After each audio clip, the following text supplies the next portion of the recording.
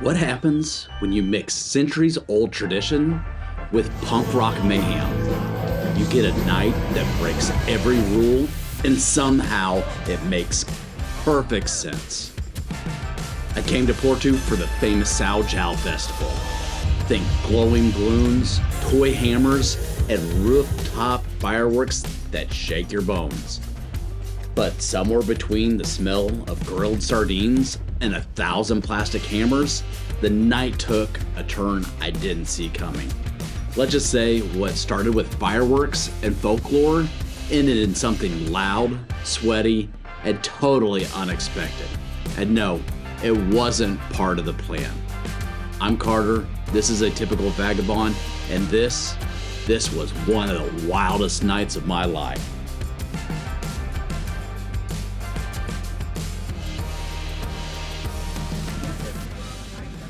All right, welcome back, Vagabonds. I am here, actually in Gaia, but like right across the river here is the Porto, and I'm here for Sao Joao. Going to be having quite a crazy party tonight. So I figured I would take you on there. We're going to basically be going from here in Porto and walking all the way down to Matosinhos if we're lucky. So let's go ahead and see if I make it there tonight.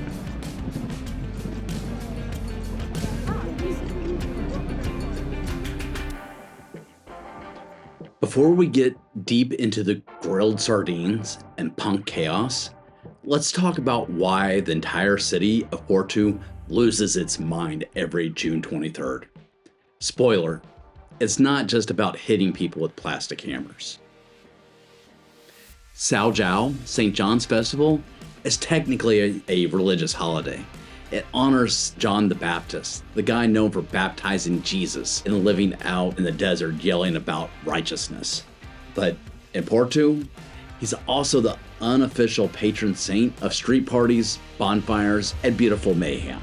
June 24th is the official feast day, but the party, it kicks off on the 23rd, and it's been doing that for centuries. We're talking about a mix of Catholic devotion and old school pagan sun worship, all crammed into one night. Long before the church got involved, people celebrated the summer solstice with fire, food, and fertility rituals. So when Catholicism swept through Portugal, it just absorbed this party. And suddenly, we had St. John sharing the spotlight with ancient fire gods. Because why choose between religion and a good time? One of the oldest traditions is lighting balões de Sao Joao, those dreamy paper lanterns. You light one, make a wish, and send it into the sky. Hopefully not into a tree or your neighbor's laundry.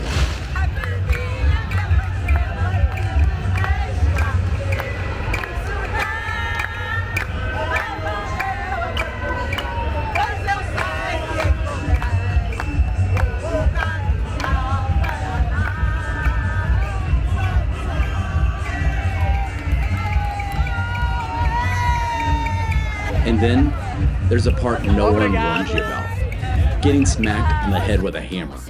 It used to be leeks and garlic flowers. Yep, that's how you flirted back in the day. Now, it's all about martelinhos de Sao Joao, those squeaky plastic hammers. Have someone on the head and you're basically saying, "Happy Midsummer, I might be into you." It's charming and slightly violent. So basically, it's Porto.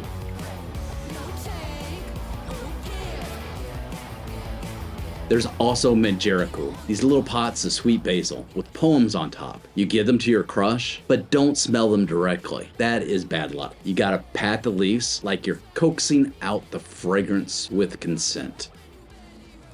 So to recap, Sao Joao is where ancient rituals, Catholic saints, romantic poetry, flaming sardines, and squeaky head bonks collide into one neon-lit fever dream. And as midnight strikes, the entire city stares skyward for one of the most insane fireworks shows in Europe. Launched right over the Douro River, it's like the sky is trying to outdo the madness below.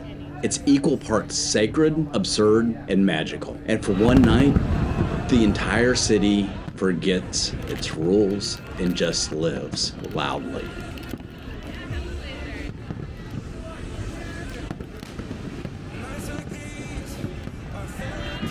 Here's the thing, Porto does not ease into Sao Joao, it detonates into it. By mid-June, it's all thumping music, colorful streamers, and strangers sizing you up with plastic mallets. Yes, it's a tradition to bop people on the head. No, I didn't believe it at first either, but by nightfall, I was tapping and getting tapped like we were in some goofy medieval battle. Sardines, they sizzled everywhere. Firecrackers snap at your feet, balloons float like glowing jellyfish overhead, and somehow, despite the chaos, it all feels joyful. Then comes midnight. Boom! Fireworks ignite above the Dumb Bridge, and you don't just watch them, you feel them. They pulse through your chest, bouncing off the Euro.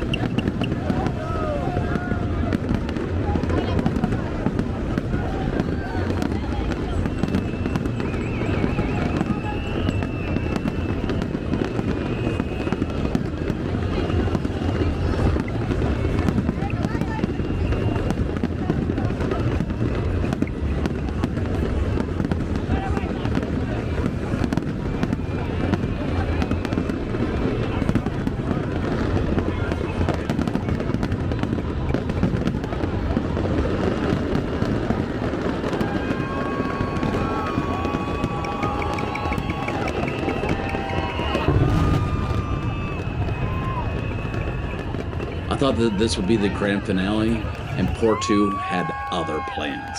Right after the finale, I hear someone yell, "Dead Kennedys, tonight!" I laughed, and then I saw a flyer, and then I sprinted. I left one of Europe's wildest street parties for a dive venue right behind me. Was it reckless? Yeah. Was it perfect? Also, yeah. 1 second, I'm surrounded by dancing families and floating lanterns, and the next, I'm getting elbowed in the ribs, screaming "Holiday in Cambodia" with strangers who smelled like beer and freedom. It shouldn't have worked, but guess what? It did. Sao Joao and punk rock, two sides of Porto's chaotic, beautiful soul.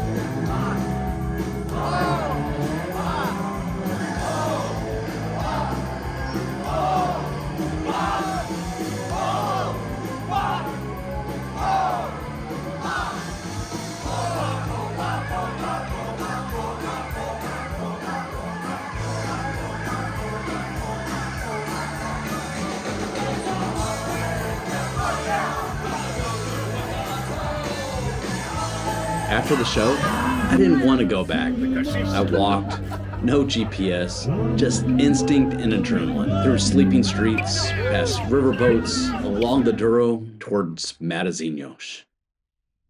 8 kilometers of silence after a night of noise. I needed this contrast. As I hit the beach, the sun cracked the horizon.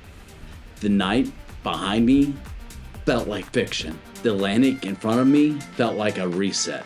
And that's travel. You arrive for the fireworks, you leave with bruises, stories, and a sunrise you didn't plan for. So thanks for riding shotgun through one of the most bizarre, unforgettable nights of my life. I'm Carter, this is Atypical Vagabond, and if you take one thing from this story, let it be this. Stay open, let chaos lead sometimes. And if you've ever had a night go wildly off script while traveling, drop it in the comments. I want to hear your madness.